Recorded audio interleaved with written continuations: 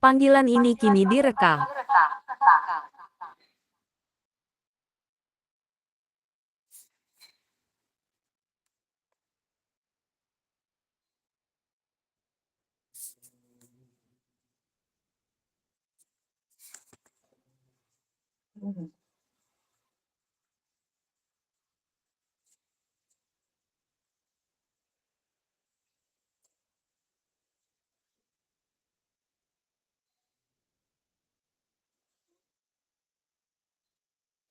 Kita mulai lagi. Halo, tes tes. Terdengar tak suara?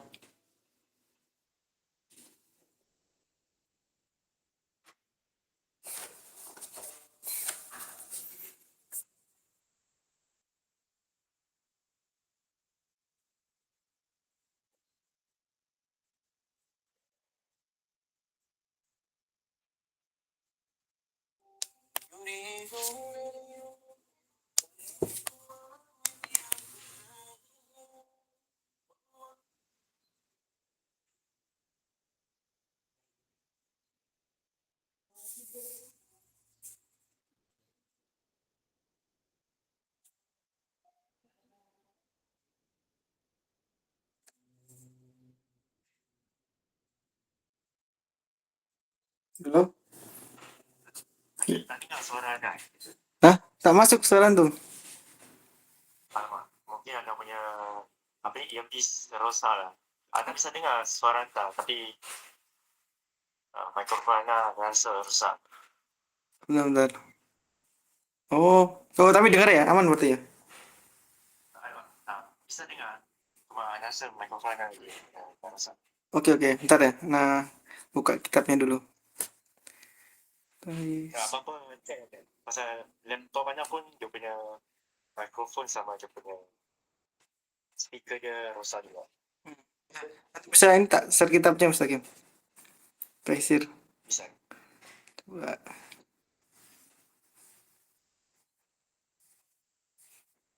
Anda buka dulu.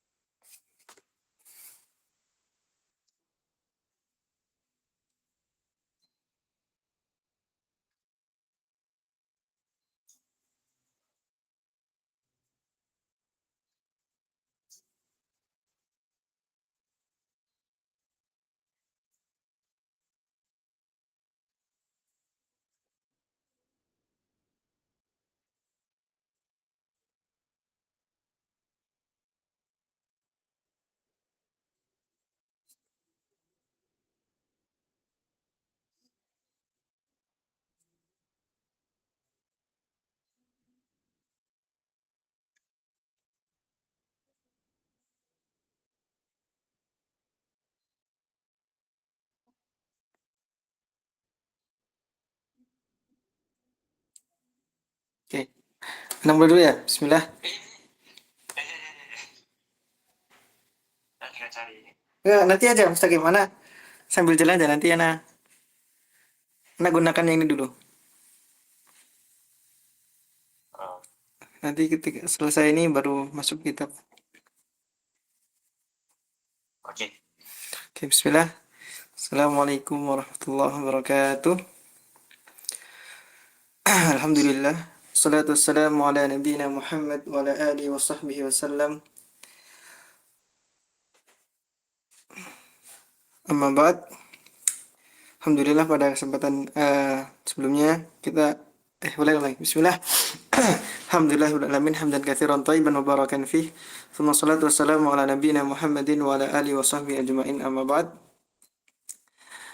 Alhamdulillah pada kesempatan ini kita bisa belajar kembali mengenai salah satu mata kuliah kita yaitu ilmu mustalahul hadis. Dan semoga Allah Subhanahu wa taala memberikan kita kemudahan. Allahumma la sahla illa ma ja'altahu sahla wa anta taj'al asnada syi'ta sahla sahlan amrana. Allahumma inni as'aluka ilman nafi'an wa rizqan thayyiban wa amalan mutaqabbalan. Sebelum mulai, ana mungkin akan menyampaikan sedikit pengingat buat ana pribadi untuk senantiasa bersemangat dalam menuntut ilmu, dan di antara salah satu cara kita memuliakan ilmu adalah dengan menjaganya, sebagaimana yang dikatakan oleh Syekh Al-Utsaimin dalam kitabnya Ta'zimul Ilmi.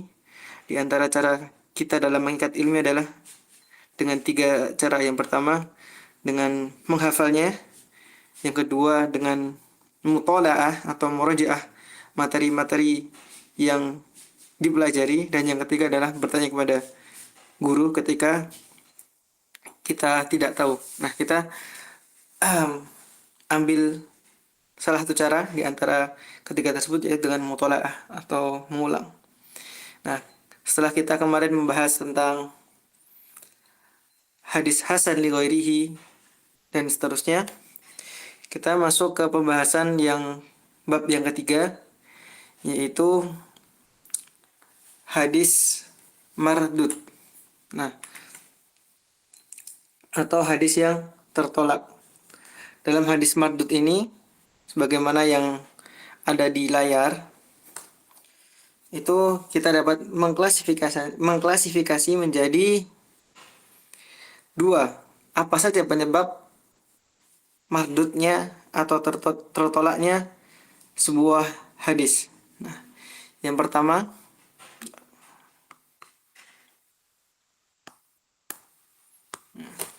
ada namanya saktul isnad, yaitu terpotongnya atau terputusnya sanad. Yang kedua ada yang dinamakan to'nu firrawi. Nah, apa itu? Kita masuk yang pertama, yaitu saktul isnad, terputusnya isnad, sanad. Itu dibagi lagi menjadi 2, yaitu sakatul zahir, terputusnya sanad secara jelas atau tampak keterputusannya, dan yang kedua ada saktun khafi, yang mana keterputusannya itu tersembunyi, tidak terlihat, tidak nampak jelas. Nah, apa penyebab dari terputusnya sanad secara zahir itu? Nah, yang pertama karena apa? Adamut talaqah bainar rawi wa syaikhihi. Tidak adanya pertemuan antara seorang rawi dengan gurunya, yang mana dari penjelasan singkat tersebut kita dapat mengambil kesimpulan bahwa tidak bertemunya seorang rawi dengan guru itu ada 2 kemungkinan. Nah, yang pertama lam yudriku asrihi, yaitu yang mana seorang rawi itu tidak sezaman dengan gurunya. Yang kedua idraku lakin lam yajtami bihi. Mereka saling bertemu, saling satu zaman, tapi tidak saling bertemu. Nah, maka kaifana arif, bagaimana kita mengetahui seorang rawi itu bertemu dengan gurunya atau tidak? Nah, di sini ada salah satu caranya adalah dengan ma'rifatu tarikh ruwah. Kita mengetahui tarikh, sejarah dari seorang perawi, atau bisa dikatakan juga biografi dari perawi tersebut. Nah, dari biografi tersebut kita bisa melihat yang pertama sanatu miladi wa wafati, yaitu tahun kelahirannya dan juga tahun wafatnya. Nah, ketika kita melihat, kita mengecek tahun lahir dan wafat perawi dan gurunya, apakah ada kemungkinan bertemu. Nah, itu ketika tidak ada kemungkinan, ya otomatis sanadnya terputus. Dan yang kedua man syaihi wa tilmidhihi. Nah, kita juga bisa melihat dari biografi tersebut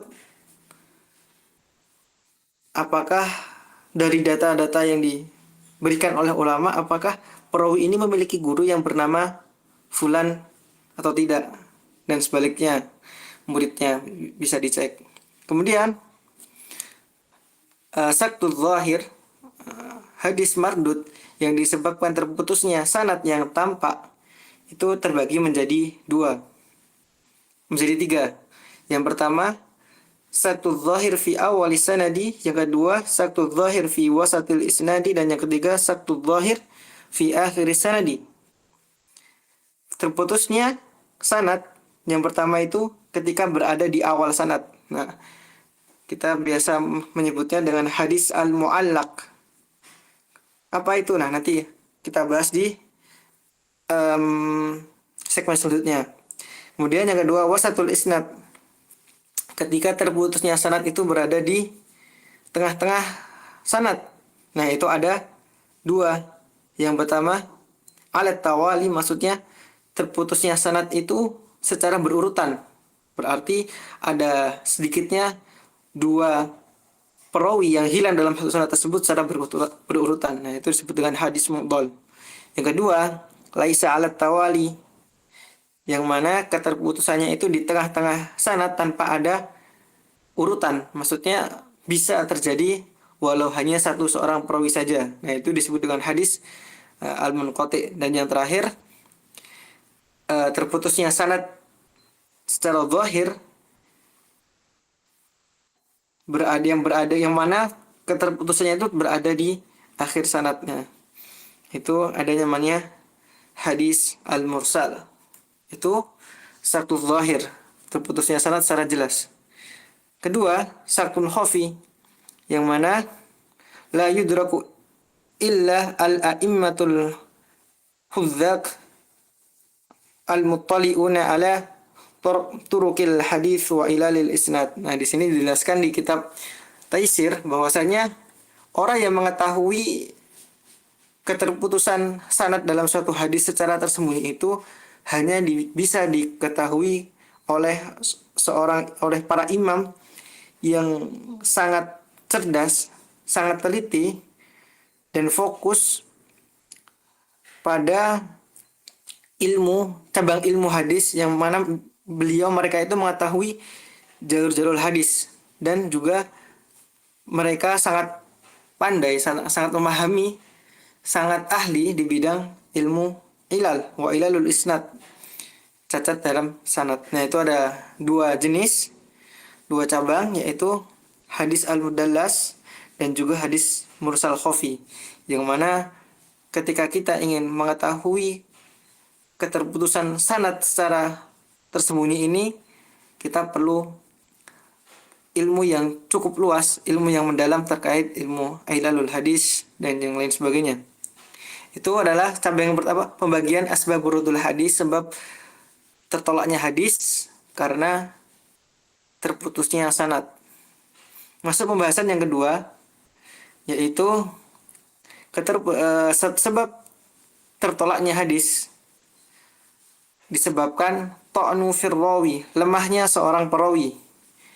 Nah, lemahnya seorang perawi ini dibagi atau bisa terjadi karena dua hal, jarhu min nahiyati adalatihi wa dinihi au min nahiyati dhabtihi wa hifdhihi. Nah, ketika seorang perawi diberi kritik, komentar buruk dari segi apanya? Dari segi adalatihi, keadilannya,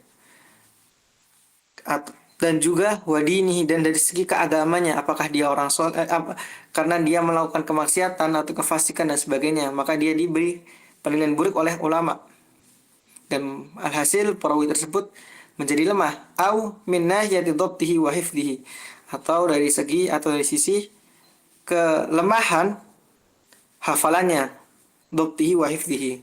Nah, itu dibagi menjadi dua tadi. Yang pertama, at-ta'nu al-mu'allaqatu bi'adalatihi. Nah, di sini ada hadis yang tertolak, hadis yang mardud, yang disebabkan karena perawi memiliki kelemahan dalam keadilannya. Nah, yang pertama ada perawi yang diberi penilaian oleh para ulama al-kadzdzab, yaitu pendusta. Nah, ketika seorang perawi dalam hadis, dalam sanad ada perawi yang di dalamnya itu dikatakan oleh para ulama jarh wa tahdil, bahwa seorang perawi tersebut adalah pendusta, nah otomatis hadisnya memiliki status hadis maudhu atau hadis yang palsu. Kemudian yang kedua ada perawi yang diberi penilaian oleh ulama tuhmatu bil kadhibi, dituduh berdusta. Nah, dituduh bedanya apa dengan yang pertama? Nah, tuhmatu bil kadhibi ini ketika seorang perawi tidak memiliki unsur kesengajaan dalam berdusta, atau dia mungkin bisa dikatakan tidak berdusta atas nama Nabi SAW, tapi beliau memiliki kebiasaan ketika bercanda atau ketika berinteraksi dengan manusia, dia terbiasa berdusta. Dan dijelaskan juga al-kadzib, seorang pendusta itu dikatakan ketika seorang perawi pernah walaupun satu kali dia mendustakan hadis atas nama Rasulullah SAW secara sengaja. Itu perbedaan antara al-kadzib dan tuhmatu bil kadzib. Ketiga, ada perawi yang lemah karena al-fisku, orang fasik, karena perawi itu fasik melakukan kemaksiatan, melakukan perbuatan dosa dan sebagainya, maka hadisnya masuk dalam kategori hadis mungkar. Kemudian yang keempat ada perawi yang melakukan kebid'ahan. Yang kelima ada perawi yang jihalah sendiri kalau tidak salah ada dua, jihalatul ain dan jihalatul hal kalau tidak salah. Nah, jihalatul ain ini ketika seorang perawi tidak diketahui namanya, siapa perawi tersebut, atau tidak masyhur di kalangan ulama. Nah, itu adalah penjelasan tentang hadis dhaif yang disebabkan perawinya memiliki kelemahan dari sisi keadilannya. Kedua, perawi yang dinilai lemah karena kedobitannya. Yang pertama ada fahsyal ghalat, yaitu ketika seorang perawi memiliki hafalan yang bercampur-campur. Mungkin contohnya bisa diartikan ketika seorang memiliki hafalan hari ini hafalannya seperti ini, besok ganti, atau ketika salah seorang perawi itu menghafal satu hadis, nah hadisnya ini tercampur dengan hadis yang lain. Nah, itu fasyul ghalat, tercampur. Nah, hadisnya biasa disebut dengan hadis mungkar. Yang kedua ada su'ul hifzi, buruknya hafalan. Nah, ini mungkin ketika kita kemarin bahas tentang hadis hasan. Nah, ketika hadis memenuhi 5 kriteria hadis sahih, ittisalus sanad, adalah turuwat, turuwat, adamul ilah wasyad, adamul syuzud wal ilah. Nah, ketika kedobitannya itu memiliki sedikit keburukan, nah itu bisa masuk dalam derajat hadis hasan, atau bahkan ini dikategorikan dalam hadis dhaif. Kemudian ghaflah, nah itu sama, yaitu seorang perawi yang lalai. Lalai di sini ketika kita melihat atau menelusuri penjelasan para ulama hadis, ghaflah di sini ketika bila mana seorang perawi itu dalam mendengarkan suatu hadis, dia kadang tertidur, kadang ngobrol dengan sebelahnya, tidak fokus. Nah, itu maksud dari ghaflah. Nah, itu berbeda antara ghaflah dan fasyul ghalat. Fasyul ghalat itu ketika hafalannya tercampur dengan hadis lain. Kalau ghaflah, nah ketika dia di majelis ilmu, dia tidak fokus, entah dia tidur atau bermain pena dan sebagainya. Kemudian ada namanya yang keempat, kasratul auham. Kasratul auham. Nah, ini sebentar, saya cek dulu makna dari al-waham. Kalau dirasa itu pengertian singkatnya itu ketika seorang tidak atau banyak sekali hal-hal yang tidak diketahui. Nah, itu kasratul auham. Kemudian yang terakhir, maksudnya kasratul auham itu adalah ketika seorang banyak mengira-ngira. Jadi hafalannya, karena karena buruknya hafalan, karena kedobitannya yang lemah ketika dia menyampaikan hadis, dia menyampaikan sesuai dengan praduganya. Oh, kayaknya seperti ini dah punya hadisnya dan seterusnya. Dan terakhir yang kelima, mukhalafatus thiqat. Ketika seorang perawi menyampaikan hadis, nah hadisnya ini bertentangan dengan hadis-hadis yang disampaikan atau dibawakan oleh perawi yang lebih thiqat. Itu ada beberapa cabang atau beberapa jenis. Yang pertama adalah mudraj, ada maklub, ada al-mazid fi muttasil asanid, kemudian ada al-muttarib, dan ada musahhaf. Nah, ini kita akan bahas di bagian akhir dari hadis-hadis dhaif. Oke. Mustaqim, ada ini tak yang ditanyakan tak dari pembahasan ini?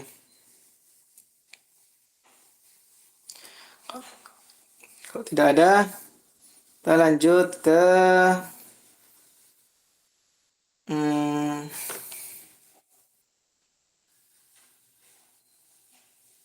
mana lagi? Aman lagi?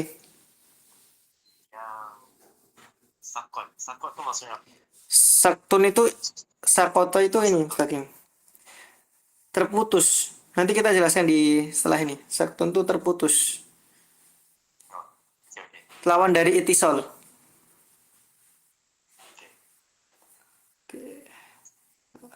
Kita lanjut ke materi selanjutnya. Nih. Mustaqim, coba bisa sambil di ini saya share kitabnya, Mustaqim. Kitab taisirnya. Nah, kita masuk ke pembahasan hadis dhaif. Maksudnya share ke WA Ana, Mustaqim. Nanti biar Ana aja yang share screen, Mustaqim.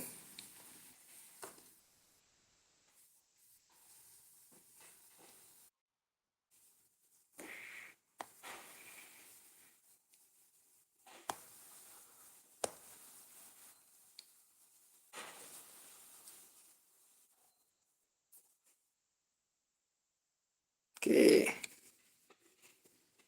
Kita masuk ke pembahasan hadis dhaif. Bismillah. Oke, kita masuk pengertian dari hadis dhaif. Hadis dhaif sendiri secara bahasa lughatan itu memiliki arti diddul qawi, lawan dari kuat. Berarti apa? Lemah.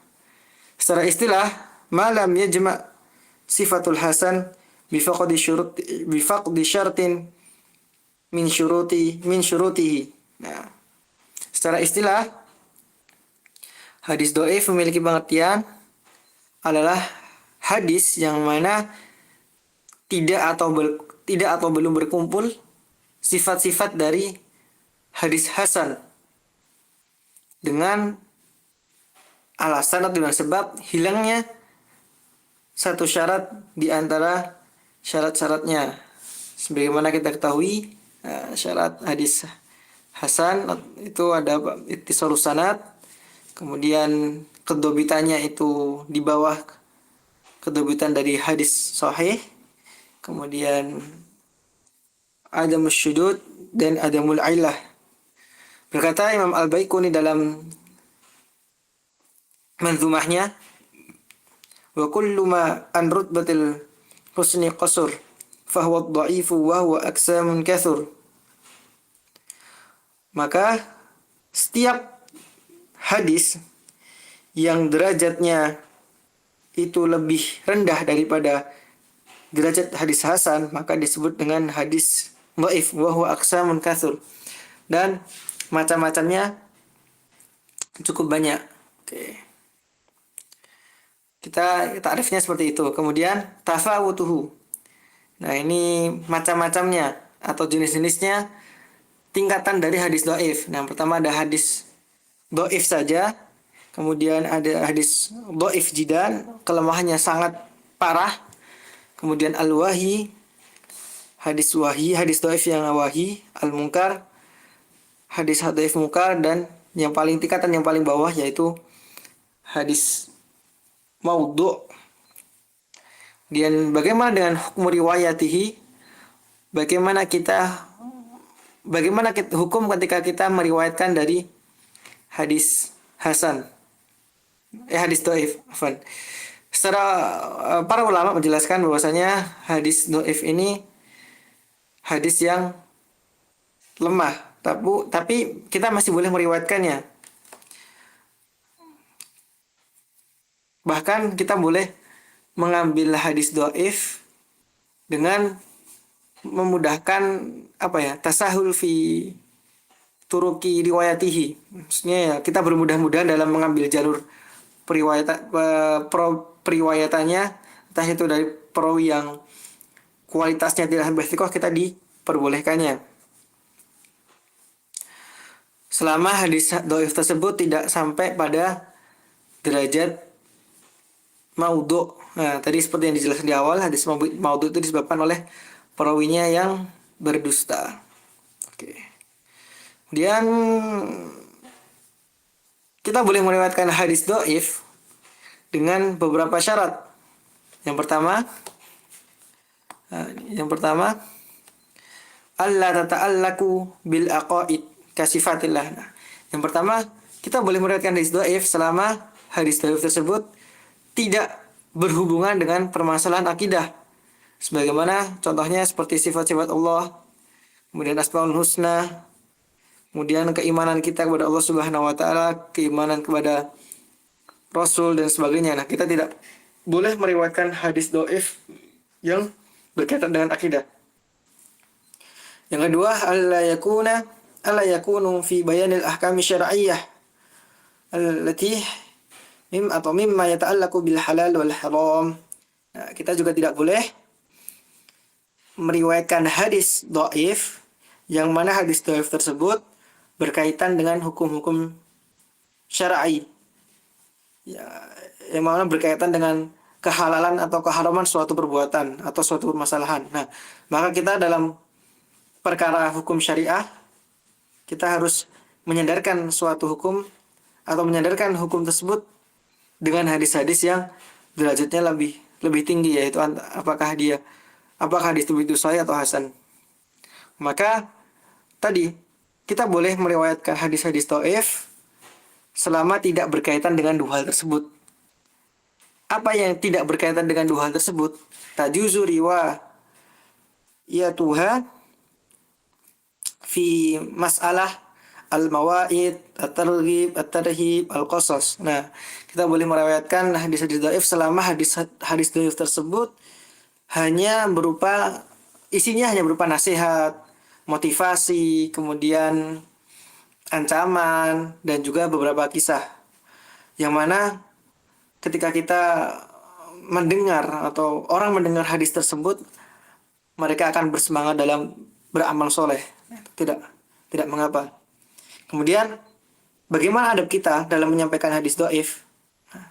Tentunya kita jelaskan juga kepada para mustami', kepada orang yang mendengar bahwasanya hadis ini dhaif dan seterusnya. Dan ketika kita menyebutkan hadis tersebut, kita tidak dianjurkan untuk mengatakan dengan sighah atau dengan lafal qala Rasulullah sallallahu alaihi wasallam.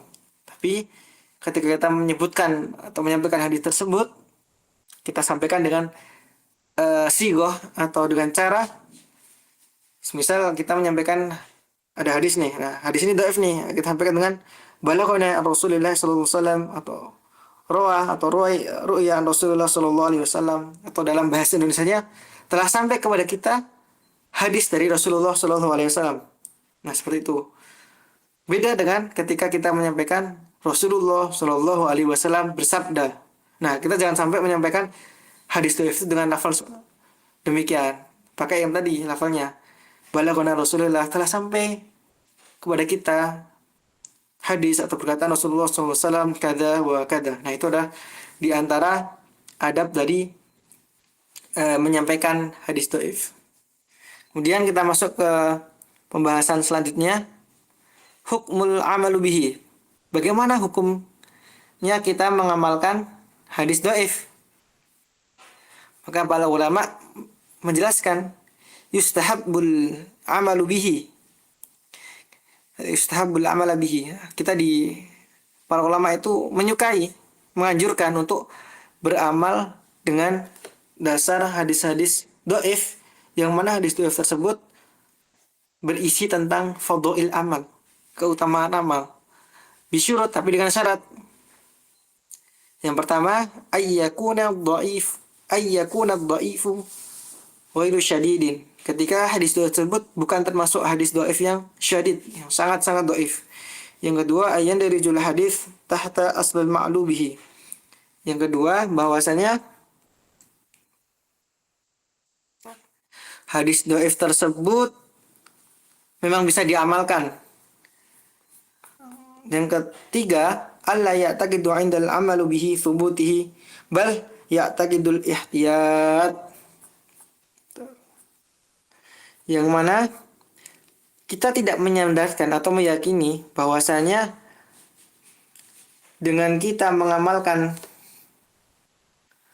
hadis tersebut, kita yakin bahwasanya, contoh, ada hadis dhaif yang berisi ketika kita mengamalkan amal perbuatan seperti ini mendapat ganjaran seperti ini, mungkin 70 kali lipat pahalanya, atau dimasukkan secara ke surga tanpa hisab dan sebagainya. Nah, kita meyakini pahala itu memang ada. Nah, itu tidak boleh. Kita hanya bisa menjadikan hadis dhaif tersebut motivasi. Oh, ternyata hadis dhaif, dari hadis ini kita lebih bisa mendapatkan faedah, lebih bersemangat dalam ibadah. Maka di antara faedah lain yang bisa diambil, nah, ketika kita ingin mengamalkan hadis dhaif ini, kita harus memiliki hadis yang derajatnya di atas dari hadis dhaif tersebut. Contoh, ketika kita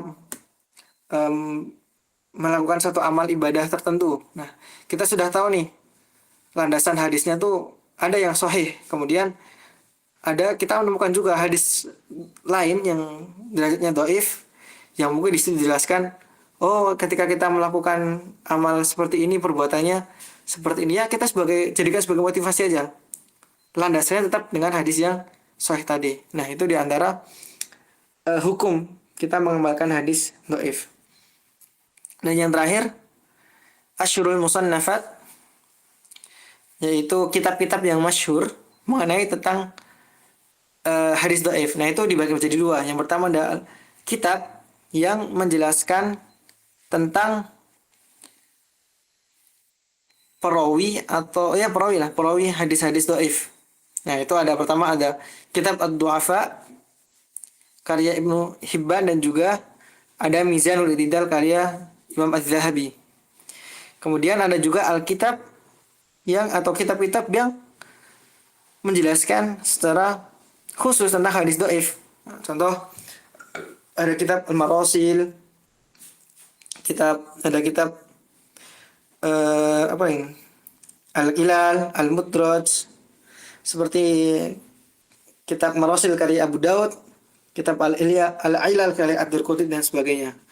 Nah, itu diantara pembahasan hadis-hadis dhaif. Nah, kemudian untuk contoh, nah, mungkin bisa teman-teman lihat sendiri di kitab Mustalah, karena ketika kita bahas contoh ini lebih bisa memahami ketika kita nanti masuk ke pembahasan ilmu rijal. Karena dalam ilmu rijal kita tahu bagaimana sifat atau penilaian ulama terhadap perawi, di antara para perawinya bagaimana, dan seterusnya. Oke. Kita lanjut lagi ke hadis mu'allaq. Oke, kita hadis mu'allaq. Bentar. Nah,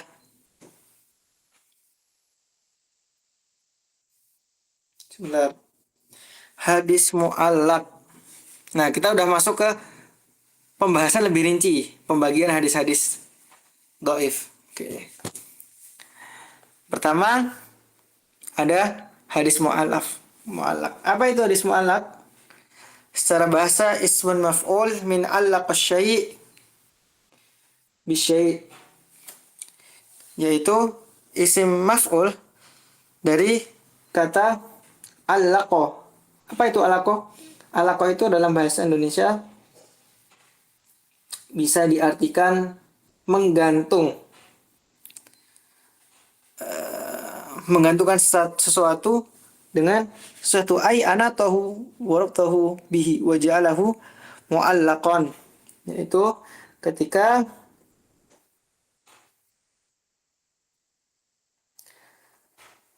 yaitu ketika itu di hadisnya itu menggantung,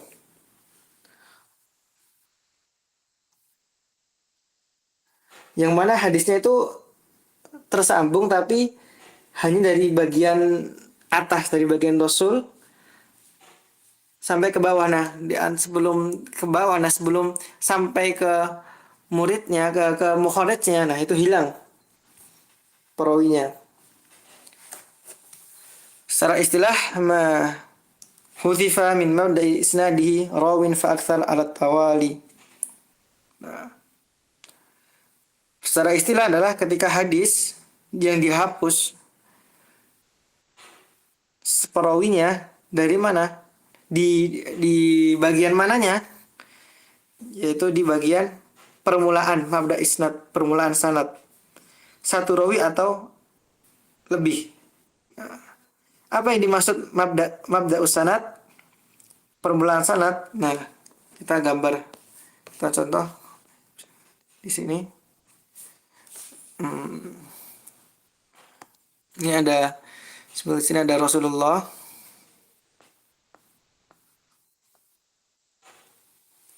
Nah, di sini ada sahabat.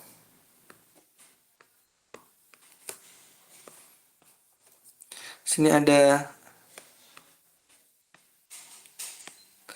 tabi'in. Di sini ada tabi'ut tabi'in. Contohnya nih, di sini ada mukharij. Nah, yang dimaksud dari semua alat itu kan menggantung ya. Menggantung kayak semisal ada hadis jalurnya seperti ini. Ada Rasulullah, ada sahabat, ada tabi'in, ada tabi'ut tabi'in, ada mukharij. Nah, yang dimaksud dari semua alat itu ketika seluruh sanadnya tersambung kecuali di bagian ini, guru dari mukharij. Nah, di bagian ini hilang. Mukharij atau yang mengeluarkan hadis seperti Imam Bukhari, Imam Muslim dan sebagainya, itu tidak menyertakan ini bagian tabi'ut tabi'innya atau gurunya, langsung ke tabi'in atau sahabat.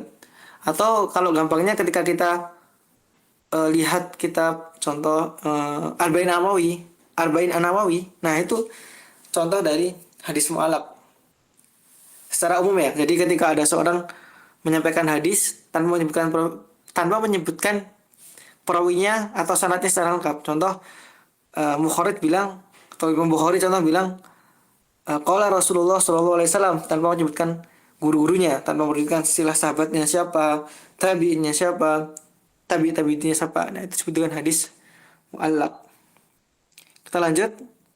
Suratuhu harusnya. Bagaimana bentuknya? Yang pertama, ayyuhdhahu jamil isnad, ketika seorang mukharij itu menghapus seluruh sanadnya kecuali Rasulullah. Nah, kita balik lagi contoh.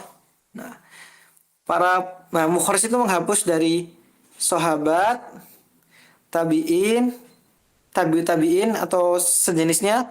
Mukharij langsung mengatakan qala Rasulullah sallallahu alaihi wasallam. Nah, ini bentuk yang pertama. Yang kedua, ayyuhdhafu kullal isnad illa as-sahabi au ila sahabi wa tabi'in. Nah, bisa jadi bentuk yang kedua itu ketika mukharij hanya menghapuskan gurunya saja. Contoh di bagian sini tadi seperti yang saya contohkan, tapi langsung dia menyebutkan tabi'in, menyebutkan sahabat, kemudian menyebutkan Rasulullah. Atau bisa juga langsung dari sahabat kemudian sahabatnya sama Rasulullah. Itu bentuk yang kedua. Kemudian bagaimana dengan hukumnya? Al hadis mardud. Hadis ini mardud, tertolak karena apa? Seperti hal yang kita dijelaskan di awal tadi. Karena karena hilangnya salah satu syarat di antara syarat-syarat hadis makbul, yaitu ittisalus sanad. Nah, ketika kita membicarakan tentang ittisalus sanad, maka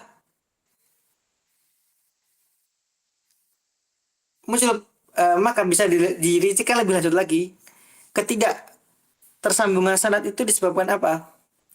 Yang jelas yang pertama, hilangnya perawi dalam sanad tersebut satu orang atau lebih. Nah, di poin ini. Yang kedua, al-jahlu bihalir rawi mahdzuf.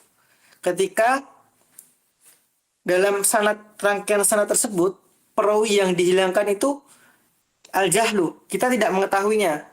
Nah, itu dikatakan hadis mu'alaq yang mardud. Karena ada beberapa mu'alaq yang statusnya makbul. Sebagaimana nanti yang dijelaskan di poin selanjutnya.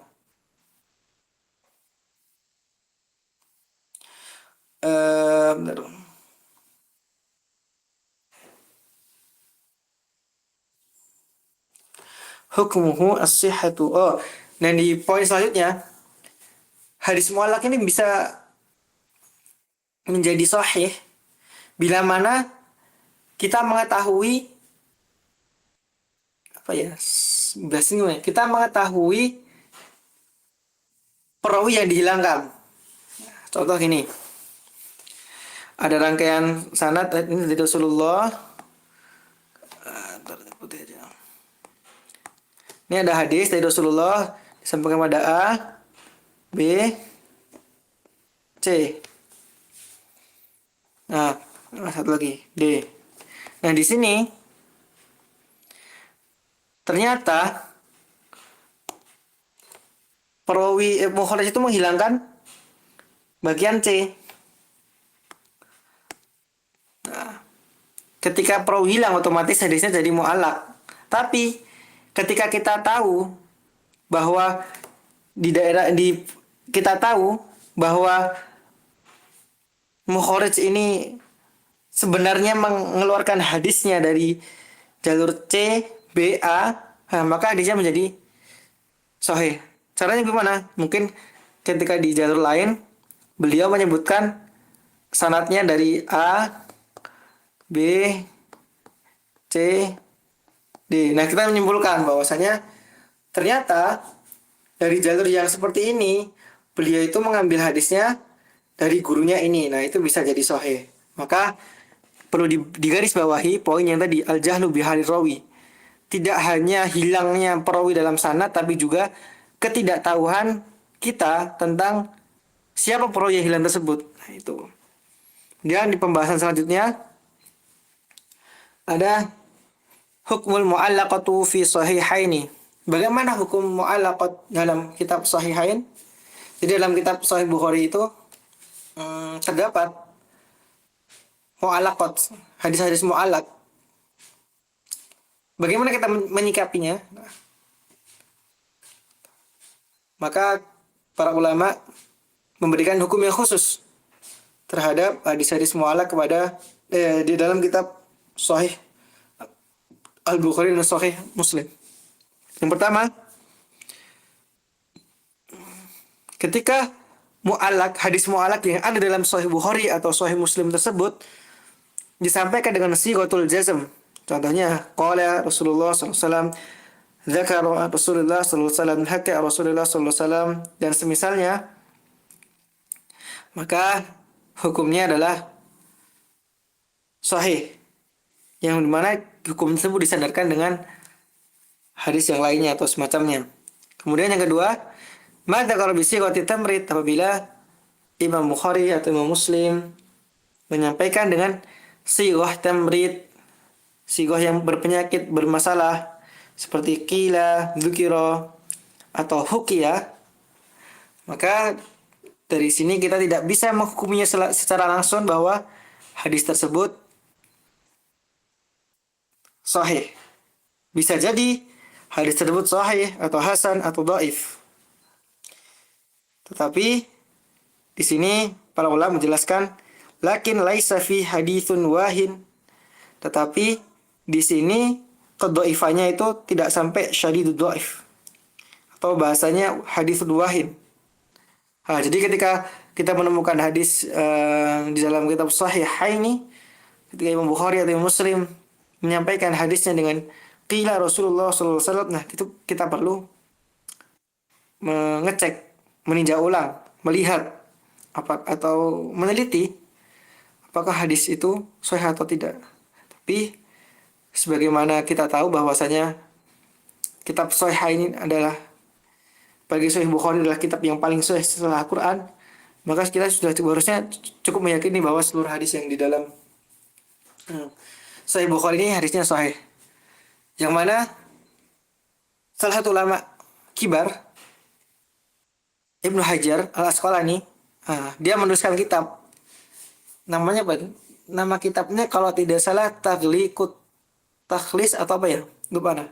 Beliau Ibnu Hajar Al-Asqalani membuat kitab khusus meneliti hadis-hadis mu'alaq yang ada dalam kitab Sahih Bukhari. Beliau menjelaskan ketika ada hadis Sahih Bukhari menggunakan atau menggolong atau menggunakan termasuk golongan dari hadis mu'alaq. Nah, yang Ibnu Hajar ini mengeluarkan perawi-perawi dari Bukhari yang dihilangkan. Itu adalah kitab Takhlis dari Ibnu Hajar Al-Asqalani. Nah, itulah ringkasan tentang hadis mu'alaq dalam kitab dalam pembahasan hadis dhaif. Nah, kemudian karena mungkin udah 1 jam, nah kita masuk ke kitabnya, kita lihat bagaimana Ibnu Hajar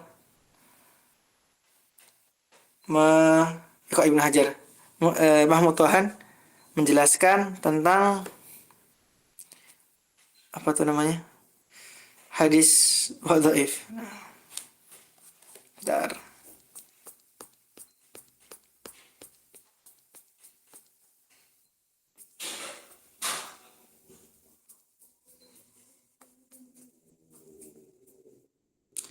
Mustafid. Bentar.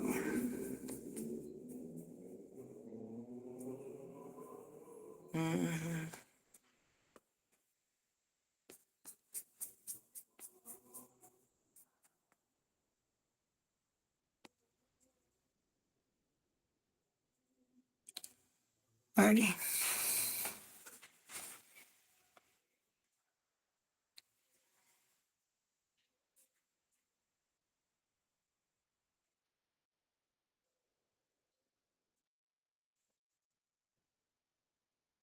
Ya, bismillah.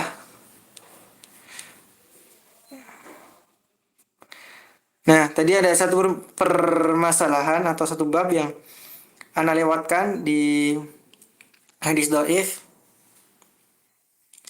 yaitu tentang auhal asanid. Auhal asanid itu ketika kita masuk pembahasan hadis sahih ada namanya silsilatul dzihab, atau bisa dibilang atau bisa diartikan sanad yang memiliki kualitas yang tinggi. Nah, begitu pula di dalam bab hadis dhaif ada namanya auhal asanid, sanad-sanad yang paling buruk. Nah, di sini beliau muallif memberikan contoh sanad-sanad yang paling buruk. Nah, ini yang pertama ada auhal asanid binisbati li Abi Bakar As-Siddiq radhiyallahu anhu. Nah, ini ada jalur periwatannya dari Sadaqah bin Musa Ad-Daqiq an Farqad bin Sabbaqi an Murrah At-Tayyibi an Abi Bakar. Nah, ini hadisnya ketika ada hadis yang diriwayatkan dari jalur ini, nah itu syadidul dhaif. Kemudian ada auha asanid asyaminah, hadis-hadis yang sanadnya sangat buruk dari golongan atau dari daerah Syam. Contohnya ketika hadis diriwayatkan dari Muhammad bin Qais al-Maslub an Ubaidillah bin Zahrin an Ali bin Yazid an Qasim an Abi Umamah. Nah, ketika kita menemukan hadis dengan riwayat tersebut, bisa dikatakan bahwa hadis tersebut sanadnya sangat lemah. Kemudian Auha As-Sanid Ibnu Abbas, sanadnya lemah dari Ibnu Abbas. Ketika dalam sanad tersebut ada perawi disampaikan hadis dari Suddiyu As-Saghir Muhammad bin Marwan an Kalbi an Abi Saleh an Ibnu Abbas. Nah, berkata Ibnu Hajar, hadhihi silsilatul kadhib. Ini adalah silsilah perawi yang jalur yang dusta, la silsilatul dzahab, bukan dari silsilatul dzahab. Nah, kita lihat contohnya di sini. Contoh dari hadis dhaif. Ma akhrajahu at-Tirmidzi min tariqi Hakim al-Athrami an Abi Tamimah al-Hujaimi an Abi radhiyallahu anhu Nabi sallallahu alaihi wasallam qala man ataha idun aw imra'atan fi duburiha aw kahinan faqad kafara bima unzila ala Muhammad. ثم قال الترمذي بعد إخراجه لا نعرف هذا الحديث إلا من حديث حكيم الأثرمي عن أبي تميمة الهجيمي عن أبي هريرة ثم قال وضعف محمد هذا الحديث من قبل إسنادي قلت لأن في إسنادي حكيما الأثرمة وقد ضعف العلماء وقد قال أنه الحافظ بن حجر في تقريب التهذيب فيه لين وفيه لين. Nah, di hadis ini karena kita membahasanya tentang berkaitan dengan sanad,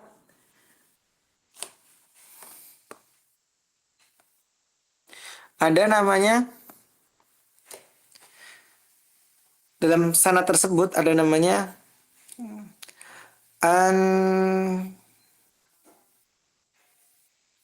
bentar wada'afa Muhammad min qibal isnadi qultu li anna Hakimun. Nah, nih ada Al-Hakim Al-Athrami. Sanadnya mungkin tersambung ittisal, tapi ada perawi yang Hakim Al-Athrami mendapat penilaian buruk, lainul hadis. Nah, nanti kita bahas di ilmu rijal.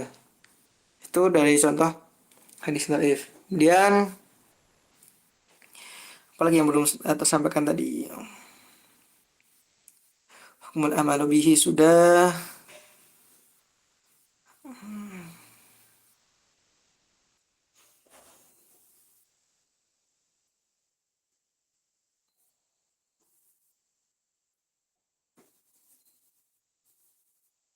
Oke, mungkin terakhir kita lihat bagaimana contoh dari hadis mu'allaq. Di sini ma akhrajah al-Bukhari fi muqaddimati babi yuzkaru fil fakhidhi wa qala Abu Musa ghadha an-nabiy sallallahu alaihi wasallam rukbatayhi hina dakhala Uthman. فهذا حديث معلق لأن البخاري حذف جميع إسنادي إلا صحابي وهو أبو موسى al-Asy'ari. Nah, hadisnya biasanya ketika kita lihat cek dari kitab Sahih Bukhari, beliau sampaikan haddatsana gurunya,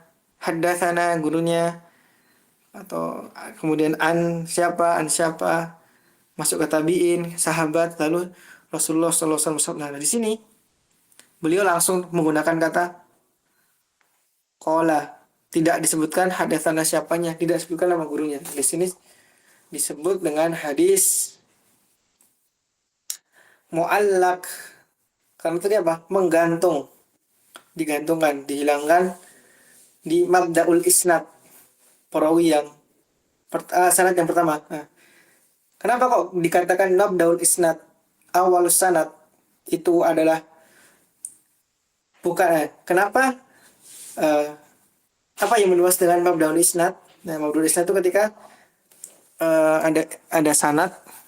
Contoh, ada gambar lagi. B, C, D. Di sini Rasulullah. Nah, mabda'us sanad itu di sebelah sini. Kenapa kok disebut mabda'us sanad, awalus sanad? Karena sanad yang disebutkan ketika kita mendengarkan hadisnya. Contoh, Imam Bukhari ketika menyampaikan hadisnya pasti haddatsana, contoh haddatsana Ma'mar, contoh dulunya. Aku mendengar hadis ini dari Ma'mar. Aku mendengar hadis ini dari gurunya Ma'mar. Aku mendengar hadis ini dari sahabat ini. Aku mendengar hadis ini dari Rasulullah SAW. Bahwasanya beliau bersabda. Yang maksud dengan mabdaul isnad, nah itu sanad yang pertama kali kita dengar dari rangkaian sanad. Nah, sebaliknya kalau ada istilah rawi a'la, perawi yang paling tinggi, nah itu baru kita mulai dari sini, dari huruf A. Di sini awal isnad, awal sanad, di sini rawi a'la. Itu perbedaan antara rawi a'la dan awal sanad. Mungkin itu. Nah, pertemuan selanjutnya kita membahas tentang hadis mursal al-khafi. Nah, mungkin sebelum diakhiri ada yang ingin ditanyakan terkait dengan hadis dhaif, materi yang telah disampaikan tadi. Hal indakum su'al? Idza wajadta faltafaddal.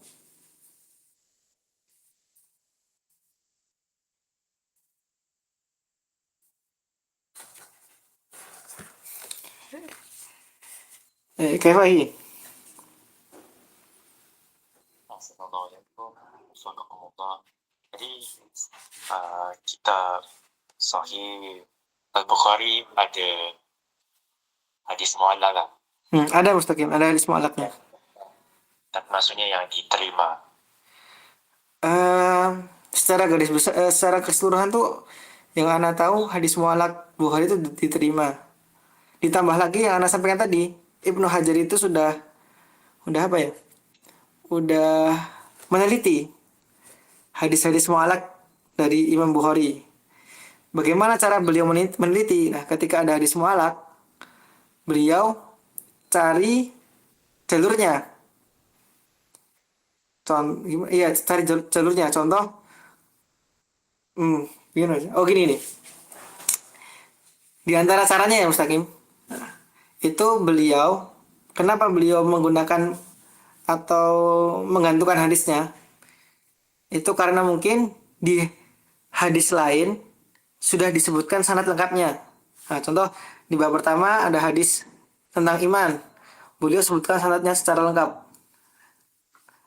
Nah, kemudian ternyata hadis ini juga masuk dari pembahasan tentang bab lain. Nah, beliau di bab lain ini tidak menyebutkan sanadnya dari awal karena sudah disebutkan di hadis yang pertama tadi. Nah, itu salah satu kenapa kok Imam Bukhari menggunakan hadis mu'allaq. Ya, mungkin secara ringkas beliau ingin memudahkan atau meringkas hadis-hadisnya itu Mustaqim. Nah, itu salah satu cara Ibnu Hajar meneliti hadis mu'allaq Bukhari. Nah, dia cek di jalur yang lain. Atau bisa jadi gini Mustaqim. Contoh Imam Bukhari mengambil hadis ini dari jalur A dengan hadis ini contoh hadis pertama nih hampir di hadis pertama Imam Bukhari ini mengambil menggunakan jalur A B C D. Oke, hadis pertama. Nah, A B C D ini itu bisa jadi satu satuan rumus. Contoh ketika ada hadis mu'allaq, kan A B C D tadi nih. Nah, D-nya hilang.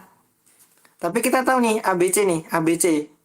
Karena kita udah tahu rumusnya. Oh, ketika Bukhari gunakan jalur A, B, C, itu ketemunya pasti D. Oh, berarti kita bisa menyimpulkan ketika di hadis lain ada riwayat yang jalurnya A, B, C kok langsung Bukhari. Nah, berarti harus ada D-nya. Nah, mungkin seperti itu contohnya. Bang, jadi mungkin kayak Ibnu Hajar itu menggunakan rumus-rumus lah. Ketika jalurnya dari Fulan A, Fulan B, Fulan B, Fulan C, Fulan D, kemudian Bukhari. Ketika Fulan D hilang, nah bisa disimpulkan bisa jadi ini mungkin. Oh berarti ada hadis yang hilang, ada guru yang dihilangkan yaitu Fulan D tadi kayak udah jadi suatu kebiasaan. Mungkin seperti itu Mas lagi.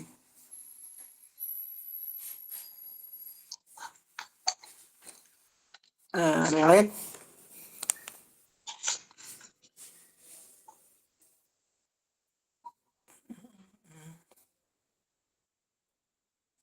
Muslim ada macam itu tak? Ada tapi setahu Ana lebih sedikit Mustaqim. Lebih banyak di Sahih Bukhari. Muslim. Asalnya kalau hadis itu bukan sahih, dia langsung turun ke darjat doif. Hasan dulu Mustaqim. Wasan dulu. Okay. Hasan dulu. Iya Hasan baru dhaif. Kan tadi kan pengertiannya hadis dhaif kan hadis yang syarat hadis yang tidak memenuhi syarat-syarat hadis hasan. Nah, itu pengertian hadis dhaif. Karena kan kalau hadis hasan kan lemahnya gara-gara kedobitannya kan, tapi masih bisa diterima hafalannya. Nah, itu. Tapi yang paling berpengaruh kalau di pembahasan yang pertama ini kan ketersambungannya, bukan masalah perawinya misalnya. Kalau di bahasan yang pertama, itisal ketersambungannya.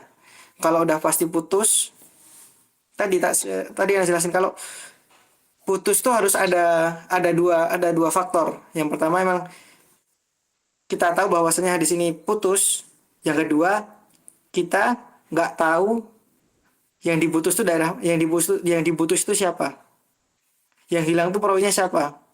Nah, itu otomatis hadisnya dhaif. Tapi kalau kita tahu nih, nah siapa yang kita tahu nih hadisnya pertama kita tahu hadisnya ada perawi yang hilang. Ini problem yang pertama. Tapi kita tahu yang hilang itu siapa, itu hadisnya nggak jadi dhaif mustaqim. Bisa jadi hasan li ghairihi karena ada hadis penguat lainnya. Tapi kalau kita emang nggak tahu terputusnya ini perawinya siapa, nah itu emang baru masuk kategori hadis dhaif. Kita harus tahu kita syaratnya hadis dhaif itu selain hilangnya perawi, yang kedua kita nggak tahu perawi yang hilang itu siapa. Paham nggak? Oke, anak lagi. Nah, kita nih hadis dhaif yang pertama kan karena keterputusan sanad, ada rawi yang hilang. Ketika ada rawi yang hilang, contoh di awal sana tadi ya. Ketika di awal sana ada rawi yang hilang, otomatis hadisnya dhaif. Secara umum dhaif. Oke. Tapi ada satu hal yang digarisbawahi lagi. Nah, ketika kita tahu, gimana? Ketika tadi ya problemnya hadisnya terputus nih di sanad yang pertama. Kemudian kita cari hadis lain dari jalur lain. Ternyata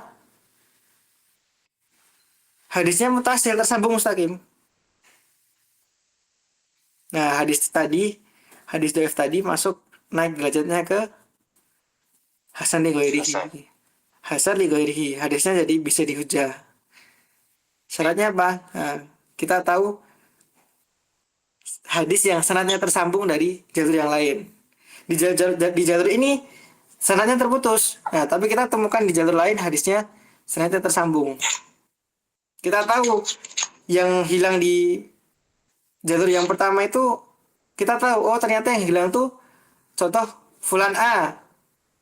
Kita tahu dari mana? Kita tahu dari jalur yang lain. Oh ternyata di jalur yang lain fulan A ini disebutin. Tapi yang di jalur pertama nggak disebutin, langsung ke perawi selanjutnya. Nah, itu kurang lebih mustaqim. Jadi syaratnya tadi kita tidak tahu siapa yang hilang di situ. Nah, itu masuk dhaif. Dhaifnya mutlak, hukumnya mardud. Nah,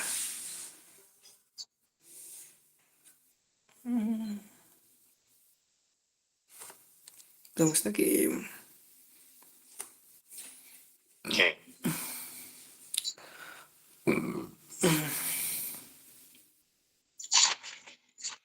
Yang depan hadis mursal. Iya, mursal. Nah, sebenarnya ini mustaqim mau cepat selesai, tapi ternyata panjang juga ya bisa. Mursal, mursal khafi.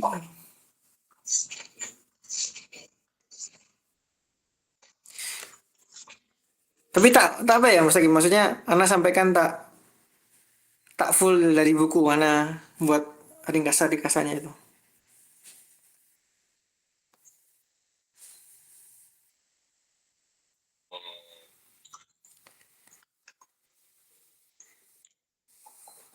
Yang mudah bagian tuh.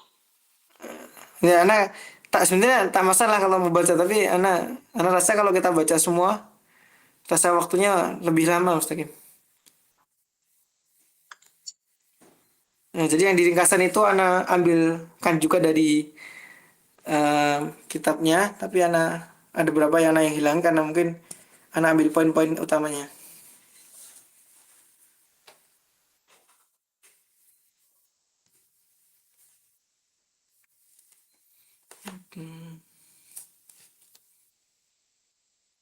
Oke, ada lagi mustaqim?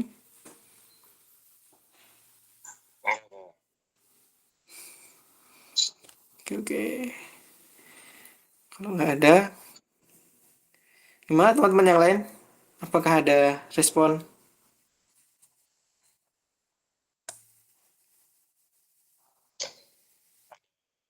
Cara Oh ini ya, apa muskom itu ya?